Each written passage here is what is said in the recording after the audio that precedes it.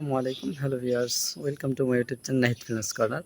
আজকে আমি আপনাদেরকে দেখাবো কীভাবে আপনারা ভিডিও থেকে নয়েজ রিমুভ করবেন খুব সহজে এক ক্লিকের মাধ্যমে। তো আমি কিন্তু রাস্তার পাশে দাঁড়িয়ে আছি, আপনারা দেখতেই পাচ্ছেন এখানে কিন্তু পাখির গুনগুন আওয়াজ।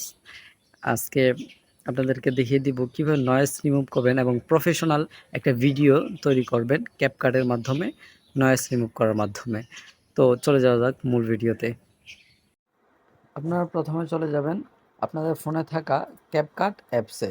তো ক্যাপকাট অ্যাপসটি আপনারা প্লে স্টোর থেকে ডাউনলোড করে নিতে পারবেন, সহজেই ডাউনলোড হয়ে যাবে। এরপর ক্যাপকাট অ্যাপসে যাওয়ার পর এখানে দেখতে পাবেন, স্কিপ করে দিবেন, এখানে নিউ প্রজেক্ট ক্লিক করতে হবে একটা।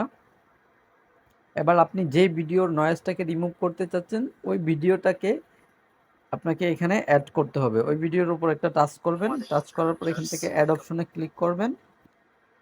অ্যাড অপশনে ক্লিক করার পর এই যে এখানে এডিট অপশন দেখতে পাচ্ছেন, এখানে কিন্তু নিয়ে নিয়েছে।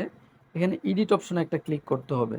এডিট অপশনে ক্লিক করার পর এদিকে টানতে হবে, এদিকে টানার পর এখানে দেখতে পাবেন আপনি যদি ভিডিও থেকে আপনার পিছনে ব্যাকগ্রাউন্ড রিমুভ করতে চান তাহলে সেক্ষেত্রে রিমুভ বিজি এখানে ক্লিক করলে ব্যাকগ্রাউন্ড রিমুভ হয়ে যাবে। এখানে যদি আমরা ক্লিক করি তাহলে ব্যাকগ্রাউন্ড রিমুভ হয়ে যাবে। এবং আমরা যে এখান থেকে আমি আপনাদেরকে আজকে দেখাবো যে কিভাবে আপনারা ভয়েসটাকে রিমুভ করবেন। এখানে এই যে দেখতে পাচ্ছেন রিডাক্ট নয়েজ, এখানে একটা টাচ করবেন রিডাক্ট নয়েজের উপর। এখানে টাচ করার পর বন্ধুরা তারপর আপনারা এখান থেকে এই যে এটাকে অন করে দিবেন। অন করে দেওয়ার পর এখান থেকে ঠিক মার্কে ক্লিক করে দিবেন। এখন আপনাদেরকে আমি ভিডিও থেকে নয়েজ রিমুভ করবেন খুব সহজে এক ক্লিকের মাধ্যমে।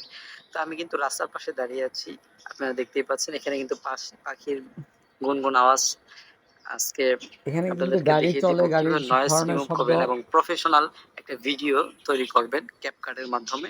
তো দেখতে পাচ্ছেন ভিডিও থেকে কিভাবে নয়েজটা রিমুভ করে ফেলেছি এক ক্লিকের মাধ্যমে।